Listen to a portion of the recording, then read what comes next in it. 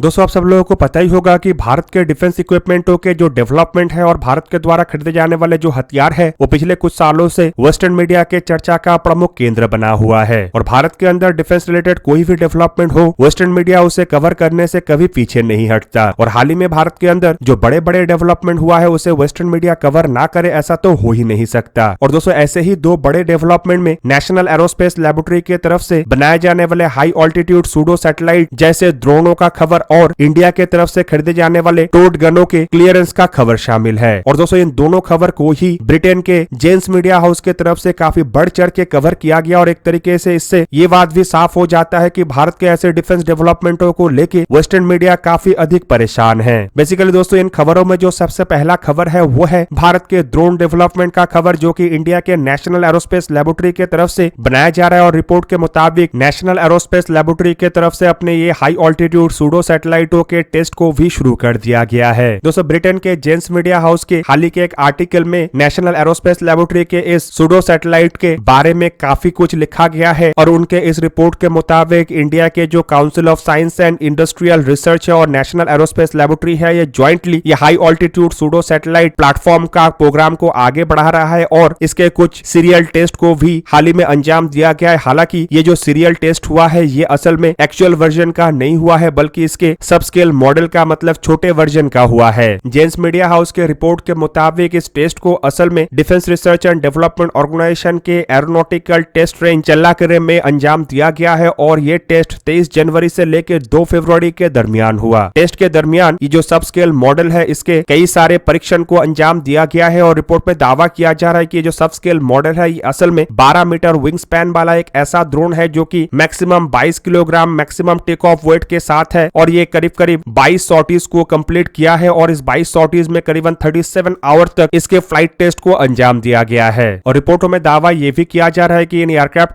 के जो project director है, मतलब नेशनल एरोस्पेस लेबोरेटरी के साइंटिस्ट डॉक्टर एल वेंकटकृष्णन के तरफ से भी अपने एक बयान में बताया गया है कि उनके द्वारा इस टेस्ट को लेकर जिस तरीके का उपेक्षा किया जा रहा था उन उपेक्षाओं को टेस्ट में कंप्लीट किया गया है। और फ्लाइट टेस्ट के दरमियान करीबन 8 घंटा 30 मिनट तक लगातार इन ड्रोनों ने उड़ान भरा और 3 किलोमीटर के ऑल्टीट्यूड तक ड्रोनों ने अपने टेस्ट को बरकरार रखा। और डॉक्टर वेंकटकृष्णन के तरफ से अपने बयान में यह भी बताया गया है कि इस टेस्ट के दरमियान कई तरीके के पैरामीटर्स को जांचा गया, जिनमें climb rate, maximum bank angle, turn radius और एक इंजन के इन ऑपरेटिव कंडीशन में किस तरीके से ड्रोन काम करता है उसे भी जांचा गया। अब दोस्तों ये जो सिस्टम था ये असल में एक स्केल डाउन मॉडल या फिर कहे तो एक मिनिएचर वेरिएंट था, लेकिन इसके जो सफलतापूर्वक परीक्षण है ये भी भारत के लिए एक बहुत बड़ा अचीवमेंट है, क्योंकि इससे अब बड़े वर्जन के जो डेवलपमेंट है उसका रास्ता साफ हो गया है। और आप लोगों के जानकारी के लिए बता दूं कि इस तरीके के जो हाई ऑल्टीट्यूड सूडो सैटेलाइट है इसे बेसिकली सोलर पावर ड्रोन भी कहा जाता है। और ये केवल ड्रोन के रूप में ही इस्तेमाल नहीं हो सकता है, बल्कि हाई ऑल्टीट्यूड सैटेलाइट ड्रोन के रूप में भी इस्तेमाल किया जा सकेगा। मतलब इसे आने वाले समय में सैटेलाइट्स के ऑल्टरनेटिव के रूप में भी देखा जा रहा है, जो कि इमरजेंसी कंडीशन में इवन मिलिट्री कॉन्फ्लिक्ट के दरमियान भी इस्तेमाल हो सकेगा। इवन डॉक्टर वेंकटकृष्णन के तरफ से अपने बयान में यह भी बताया गया है कि ये जो सब स्केल वर्जन है इसके और भी कई सारे टेस्टों को अंजाम दिया जाना है, जिनमें कि 1 किलोग्राम के पेलोड मतलब बैटरी और कुछ कैमरास के साथ इसे लगातार 24 आवर तक फ्लाई किया जाना है, जिस दरमियान की ये सूरज के किरण से अपने बैटरीज को भी चार्ज करेगा और लगातार उस चार्ज से फ्लाइट को भी अंजाम देगा। इवन इन टेस्ट के दरमियान लो ऑल्टीट्यूड कैपेबिलिटी को भी जांचा जाएगा और शायद उसके बाद ही नेशनल एरोस्पेस लेबोरेटरी और उसके अन्य सहायकों के द्वारा इसके जो फुल स्केल मॉडल है उसके ऊपर काम शुरू किया जाए। हालांकि दोस्तों इसके अलावा और भी कई सारे संस्था है जो कि इस तरीके के ड्रोनों के ऊपर काम कर रहा है, जिनमें हाल ही में L&T जैसे कंपनी का भी जिक्र आया, जो कि high altitude pseudo satellite programme को लेकर सोच विचार कर रहा है। जबकि इसके अलावा हिंदुस्तान एरोनॉटिक्स लिमिटेड और new space research and technology के तरफ से भी इस तरीके के सिमिलर एक प्रोजेक्ट में आगे बढ़ा जा रहा है। अब दोस्तों इसके अलावा ऐसे विदेशी मीडिया हाउसेस के कंसर्न का और एक कारण बन गया है भारत के टोड आर्टिलरी प्रोक्योरमेंट प्रोसेस। आप लोगों के जानकारी के लिए बता दूं कि हाल ही में आर्मी के तरफ से ऐसे टोड आर्टिलरियों को खरीदने को लेके और इसके टो व्हीकलों को खरीदने को लेके एक क्लियरेंस दे दिया गया है। और उसके बाद इसका जो चर्चा है वो वेस्टर्न मीडिया में काफी बढ़ चढ़ के हो रहा है।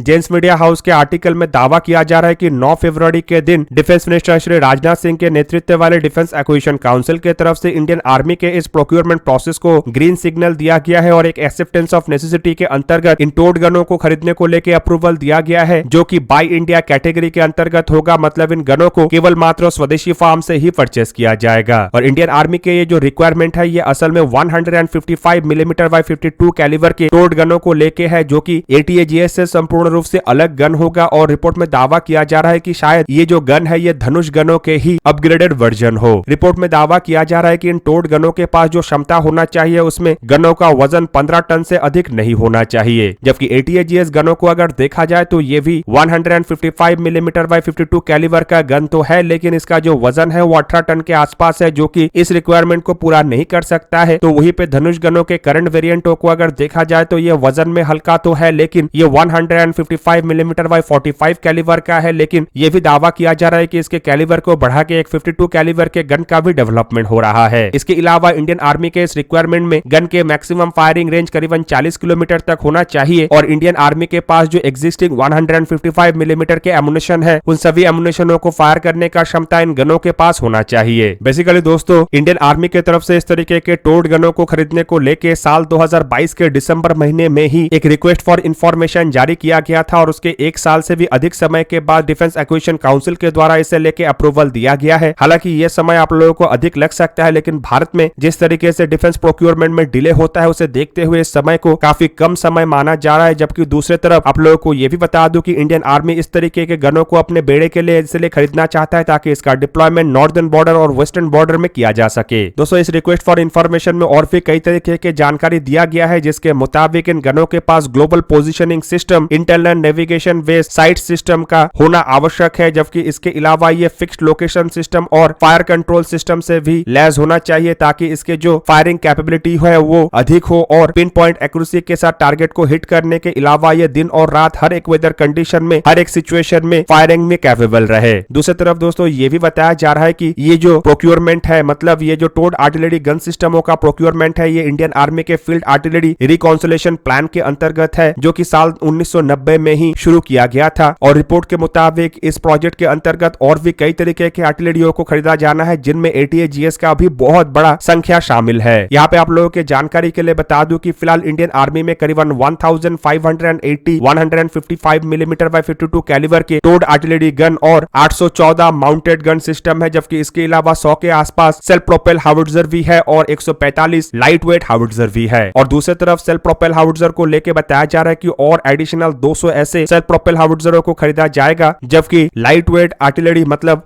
M777 को लेके भी दावा किया जा रहा है कि भारत और अमेरिका के बीच में एक चर्चा हो रहा है, जो कि एग्जिस्टिंग M777 आर्टिलरियों की क्षमता को बढ़ाने को लेके है। वहीं पे दोस्तों, इंडियन आर्मी के बेड़े में इस्तेमाल होने वाले पुराने कई तरीके के आर्टिलरियों को रिप्लेस किया जाना है, जिसके लिए फिलहाल धनुष और ATAGS गनों को कंसिडर किया जा रहा है। और धनुष आर्टिलरियों को देखा जाए तो पहले बैच में करीबन 114 ऐसे आर्टिलरियों का ऑर्डर दिया जा चुका है, जिनमें से 18 आर्टिलरियों का डिलीवरी हो चुका है, और पहला रेजिमेंट को इंडियन आर्मी के द्वारा लाइन ऑफ एक्चुअल कंट्रोल के नजदीक डिप्लॉय भी किया जा चुका है। तो वहीं पे दोस्तों, ATAGS गनों को अगर देखा जाए तो रिपोर्ट के मुताबिक अब तक 307 ऐसे गनों को खरीदने को लेके ऑर्डर दिया जा चुका है, जबकि इसका डिलीवरी अब तक शुरू नहीं हुआ है। तो वहीं पे आर्मेनिया की तरफ से भी करीबन 84 ऐसे गनों का ऑर्डर दिया गया है, जिनमें बताया जा रहा है कि 6 गनों का डिलीवरी हुआ है। और रिपोर्ट में यह भी दावा किया जा रहा है कि फिलीपींस भी इन गनों को खरीदने को लेके इंटरेस्टेड है। वहीं पे दोस्तों, आप लोगों को यह भी बता दूं कि भारत की तरफ से ATAGS और धनुष गनों के बेस पे 2 अलग अलग माउंटेड गन जहां पे बनाया जा रहा है, तो वहीं पे टाटा ग्रुप भी अपना एक खुद के अलग माउंटेड गनों को तैयार कर रहा है। और कल्याणी ग्रुप को देखा जाए तो कल्याणी ग्रुप तो कई तरीके के अलग अलग आर्टिलरियों का निर्माण कर चुका है और इसके टेस्टिंग को भी अंजाम दे रहा है, जो कि 155 मिलीमीटर इवन 105 मिलीमीटर के रेंज में भी है। दोस्तों, आप लोगों को क्या लगता है कि भारत जिस तरीके से आर्टिलरियों को लेकर काम कर रहा है, उससे क्या संपूर्ण इंडियन आर्मी को मॉडर्नाइज इंडिजिनियस आर्टिलरियों से जल्दी लैस किया जा सकेगा या नहीं? और वेस्टर्न मीडिया के अंदर भारत के ऐसे हथियारों के प्रोक्योरमेंट को लेकर इतना टेंशन क्यों है? कमेंट करके अपना राय अवश्य दीजिए। दोस्तों, आज के इस वीडियो को यहीं पे ही करते हैं समाप्त। किसी और एक दिन किसी और एक वीडियो में मिलेंगे, तब तक के लिए जय हिंद, वंदे मातरम।